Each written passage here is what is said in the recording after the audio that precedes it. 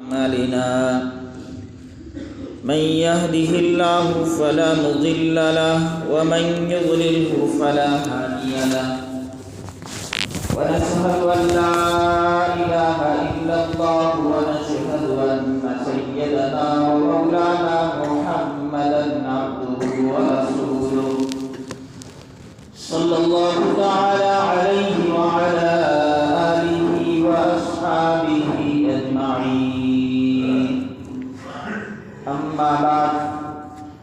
فأعوذ بالله من الشيطان الرجيم بسم الله الرحمن الرحيم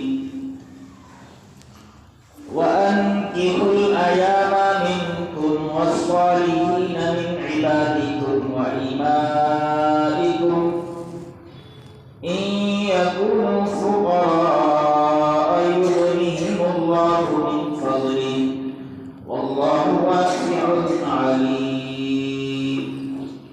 وليستعفف الذين لا يجدون نكاحا حتى يغنيهم الله من فضله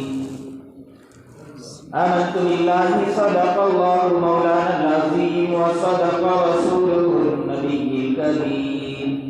ونحن على ذلك من الشاهدين والشاكرين والحمد لله رب العالمين اللهم صل على سيدنا محمد وعلى آل سيدنا محمد وبارك وسلم اللهم صل على سيدنا محمد وعلى آل سيدنا محمد وبارك وسلم اللهم صل على سيدنا محمد وعلى آل سيدنا محمد وبارك وسلم میرے عزیز دوستو، قرآن کریم کی سورہ نور کی آیات کا ترجمہ اور اس کی تفسیر چل رہی ہے، اور جیسا کہ میں نے آپ حضرات کو شروع میں بتلایا کہ سورہ نور کے اندر جو اللہ پاک نے احکامات بیان کیے ہیں، ان احکامات کا تعلق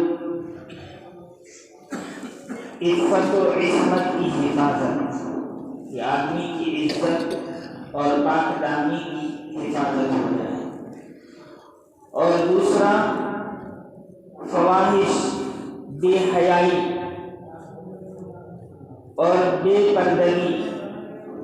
معاشرے کے بگاڑ کو ختم کیسے کیا جائے، ان چیزوں سے اس سورت کے احکامات کا تعلق ہے۔ اسی تعلق سے شروع ہی سے اللہ تبارک و تعالیٰ نے زنا کی قباحت اور زنا کی سزا، کسی پاک دامن عورت پر زنا کی تہمت لگانے کی سزا، مسائل استئذان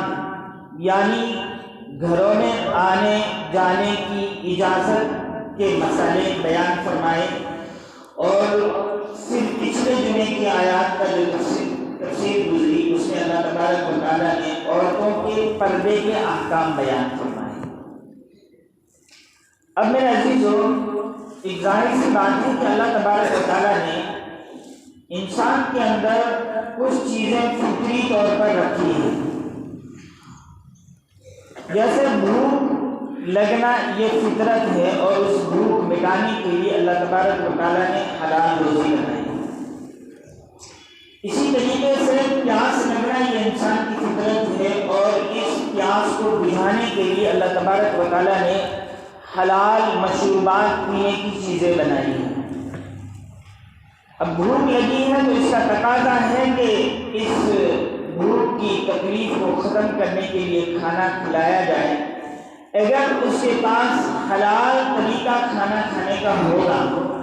حلال ذرائع بھوک مٹانے کے ہوں گے تو وہ حلال کھائے گا۔ اگر بھوک شدت سے لگی ہوئی ہے اور اس کے پاس کھانے کی چیز نہیں ہے تو وہ کہیں سے چوری کرے گا، کہیں سے ڈاکہ ڈالے گا، یا حلال چیز کھانے کو نہیں مل رہی ہے تو پھر وہ حرام کھائے گا، لیکن اس کو چین نہیں آئے گا جب تک کہ وہ اپنے بھوک کی پیٹ نہ مٹا دے۔ اس لیے اللہ تبارک و تعالیٰ نے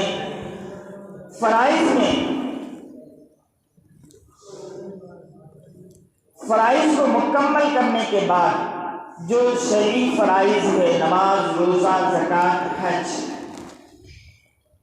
ان فرائض کے بعد سب سے بڑا فریضہ اپنے بندے کے اوپر حلال روزی کمانا رکھا ہے، کہ وہ حلال روزی کمانے کے ذرائع کو تلاش کرے اور حلال روزی کما کر کے اپنی اور اپنے بچوں کی روزی روٹی کا انتظام کرے۔ تو جب حلال ہوگا تو حلال کے ذریعے سے اپنی بھوک مٹائے گا۔ پیاس لگی ہے، اگر اس کے پاس حلال پینے کی چیز ہوگی تو حلال کے ذریعے سے اپنی پیاس بجھائے گا۔ اسی طریقے سے اللہ تبارک و تعالیٰ نے انسان کی فطرت میں خواہش رکھی ہے۔ اب یہ خواہش پوری کرنے کے حرام طریقے جتنے تھے ان پر اللہ تبارک و تعالیٰ نے پابندی لگا دی، جیسا کہ پچھلی آیات کی ساری تفسیروں سے اور ترجموں سے آپ سمجھ چکے ہیں۔ اب جب حرام پر اللہ نے پابندی لگا دی تو یہ خواہش جو انسان کی فطرت میں پیدا ہوتی ہے، اس کو پورا تو ہونا ہے۔ اس خواہش کے جائز طریقے کے پورا کرنے کا حکم اللہ پاک نے آج کی آیت میں بیان فرمایا ہے۔ ان آیات کا ترجمہ پہلے سناتا ہوں، پھر اس کی تفسیر بتلاتا ہوں۔ وَانكِحُوا الْأَيَامَ مِنكُمْ، اور نکاح کر دو بے نکاحوں کا جو تم میں سے ہیں۔ وَانكِحُوا الْأَيَامَ، ایامہ یہ عین کی جمع ہے، عین کا بہووچن ہے، جس کے معنی ہوتا ہے بے نکاح۔ اور نکاح کر دو بے نکاحوں کا تم میں سے، والصالحین، اور جو نیک ہو، من عبادکم، تمہارے غلام اور لونڈیوں میں سے، ان یکونوا فقراء، اگر وہ ہوں گے مفلس، یغنیہم اللہ من فضلہ، اللہ ان کو غنی کر دے گا اپنے فضل سے۔ واللہ واسع علیم، اور اللہ کشائش والا ہے، سب کچھ جانتا ہے۔ وَلْيَسْتَعْفِفِ الَّذِينَ لَا يَجِدُونَ نِكَاحًا حَتَّى يُغْنِيَهُمُ اللَّهُ مِنْ فَضْلِهِ، اور اپنے آپ کو تھامتے رہیں جن کو نہیں ملتا سامان نکاح کا، جب تک کہ مقدور دے ان کو اللہ اپنے فضل سے۔ اب اللہ پاک نے اس آیت میں سب سے پہلے جو حکم دیا ہے وہ یہ کہ تم میں سے جو بے نکاح ہو ان کا نکاح کر لو، اور اسی آیت میں آگے فرمایا کہ جو نیک غلام ہیں، لونڈیاں ہیں، اب اس کا زمانہ ختم ہو گیا، غلاموں کا ابتدائی اسلامی کے زمانے کے اندر تھا، تو جو غلام ہیں، باندیاں ہیں، وہ بھی جو اپنے نکاح کی خواہش رکھتے ہیں ان کا بھی نکاح کر دو۔ پھر ہمارے یہاں جو نکاح نہیں کرتے ہیں، بچے جوان ہو جاتے ہیں اور نکاح نہیں ہوتے ہیں، تو اس کی سب سے بڑی وجہ یہ ہوتی ہے کہ ہم کہتے ہیں کہ بچہ پاؤں پہ کھڑا ہو جائے تو پھر نکاح کریں۔ تو اللہ تبارک و تعالیٰ اگلی آیت میں ہمارے اسی سوال کو، اسی جو سوالیہ نشان ہے کہ ابھی نکاح کر دیا تو بچہ اپنی بیوی کے حقوق کیسے ادا کرے گا، انہیں کھلائے گا کیسے، انہیں رکھے گا کیسے، تو کچھ کھانے کمانے کے لائق ہو جائے تو پھر شادی کریں گے، اور اسی کے اندر بچہ 20 سے پار کر کے 25 اور 25 سے 30 کی عمر کو بھی پہنچ جاتے ہیں اور ان کا نکاح نہیں ہوتا ہے، اور پھر نکاح جب وقت پر نہیں ہوتا ہے تو پھر جیسے شروع میں نے کہا کہ بھئی بھوک لگی ہے تو اس کو اپنی بھوک مٹانے کے لیے کھانا تو چاہیے، حلال ملے گا تو حلال کھائے گا، اگر حلال نہیں ہے تو پھر حرام کھائے گا۔ اسی طرح جب خواہش ابھرے گی، جذبہ ابھرے گا، اور پھر اس کے سامنے جب حلال کھانے کی چیز نہیں ہوگی تو حرام میں منہ مارے گا۔ اگر حرام جہاں خواہش پوری کرنی ہے وہ جگہ نہیں ملے گی تو پھر وہ دوسرے ذرائع کو اپنائے گا، جسے اقلام بازی کہتے ہیں، یا جسے ہاتھ کے استعمال کا، جیسے میں نے پچھلے دنوں کے اندر بیان کیا، اس طرح کر کے وہ اپنی خواہش کو پوری کرے گا، جو وہ بھی حرام ہے۔ تو اللہ پاک فرما رہے ہیں کہ اگر تمہیں یہ خطرہ ہو کہ اگر ہم نے نکاح کر لیا تو پھر مالدار یہ سوچے گا کہ نکاح میں تو خرچ ہوگا، شادی کے بعد میں خرچ بڑھنے کی وجہ سے میرا مال کم ہو جائے گا، یا یہ کہ میرے پاس اس وقت حیثیت نہیں ہے، تو اللہ پاک فرماتے ہیں کہ مال کا جو تعلق ہے وہ انسان کے خود کی خواہش پر نہیں ہے، وہ تو اللہ کے فضل سے ہے۔ اللہ تبارک و تعالیٰ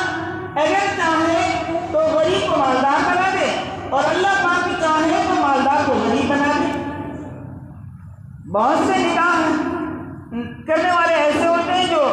نکاح سے پہلے ان کے پاس کچھ ہی ہوتا ہے، لیکن اللہ کا فضل ان کے پاس ہوتا ہے اور بہت کچھ اللہ پاک دے دیتے ہیں، اور بہت سے ایسے ہوتے ہیں جن کے پاس بہت مال ہوتا ہے لیکن پھر اللہ پاک ان کو فقیر بنا دیتے ہیں، یہاں تک کہ وہ صدقہ خیرات کے محتاج ہو جاتے ہیں۔ تو اللہ پاک فرمانے آپ تو نکاح کر لو، اگر تمہیں تنگ دستی ہے تو اللہ اپنے فضل سے اسے غنی بنا دے گا۔ اس لیے حضرت ابوبکر صدیق رضی اللہ تعالیٰ عنہ نے اپنے ایک بیان میں فرمایا، عبید بن حارث فرماتے ہیں کہ حضرت ابوبکر نے فرمایا اپنے بیان میں کہ اے لوگوں، اگر تم اللہ تبارک و تعالیٰ کے اس حکم کو سمجھ کر کے کہ اللہ نکاح کرنے کے بعد تمہارے مال کو بڑھا دے گا، اس یقین کے ساتھ اگر تم نکاح کرو گے تو اللہ تمہیں مالدار بنا دے گا۔ تو سب سے پہلی جو آیت اللہ فرمایا وَانكِحُوا الْأَيَامَ، جو تم میں سے بے نکاح ہو ان کا نکاح کرا دو۔ اب بے نکاح ہونے کی کئی شکلیں ہیں، ایک تو یہ کہ شروع سے اس کا نکاح ہی نہیں ہوا ہے، دوسرا یہ کہ نکاح ہوا تھا لیکن بیوی کا انتقال ہو گیا، اب وہ بے نکاح ہے، اس کی بیوی نہیں ہے، تیسری شکل یہ ہے کہ نکاح ہوا تھا لیکن طلاق ہو گئی، اب بے نکاح ہے۔ یہ تینوں چیزیں اس کے اندر آ گئی اللہ کے حکم میں، وَانكِحُوا الْأَيَامَ، تم میں سے جو بے نکاح ہو اس کا نکاح کرا دو، چاہے شروع سے نکاح نہیں ہوا ہے تو بھی اس کا جلدی سے جیسے ہی نکاح کی عمر کو پہنچ جائے اس کا نکاح کرا دو۔ اگر نکاح ہوا تھا اور بیوی کا انتقال ہو گیا تو بھی فوراً اس کا نکاح کرا دو، اور اگر نکاح ہوا تھا طلاق ہو گیا، چاہے لڑکا ہو لڑکی، اس کے ورثاء پر یہ ضروری ہے، فرض ہے کہ فوراً اس کا دوسرا نکاح کرا دو۔ عام طور سے ہمارے یہاں ایک تو یہ غلطی ہوتی ہے کہ نوجوان لڑکے ہو جاتے ہیں ان کی شادی نہیں کرواتے ہیں۔ نکاح کی شرعی جو عمر ہے وہ لڑکے کی 15 ہے، لڑکی کی 13 ہے۔ ہمارا دماغ اس وقت اس کو قبول نہیں کرے گا کہ مطلب کیا بول رہے ہیں، کیوں نہیں قبول کرے گا؟ کیونکہ ہم گوروں کے غلام ہیں۔ کس کے غلام ہیں؟ انگریزوں کے غلام ہیں۔ ہندوستان کو بزرگان نے گوروں کی ظاہری غلامی سے تو آزاد کرا دیا ہے، لیکن جو ہمارے دماغ ہے نا وہ ابھی تک گوروں کے غلام ہیں، اور گورے بھی مانتے اس بات کو ہے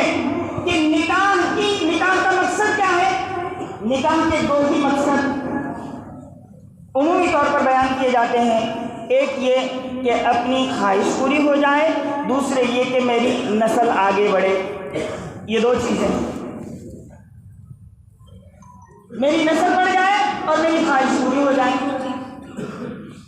اب گورے بھی اس بات کو مانتے ہیں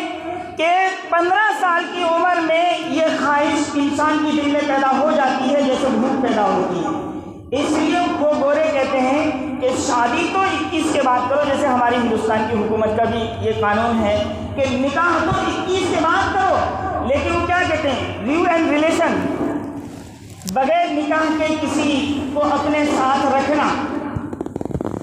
وہ 15 سال کا لڑکا بھی رکھ سکتا ہے۔ یعنی وہ حرام کی تو اجازت دیتے ہیں لیکن حلال کی اجازت نہیں دیتے ہیں۔ شریعت یہ کہتی ہے کہ 13 سال کی لڑکی 15 سال کا لڑکا ہو جائے ان کا نکاح کروا دیں۔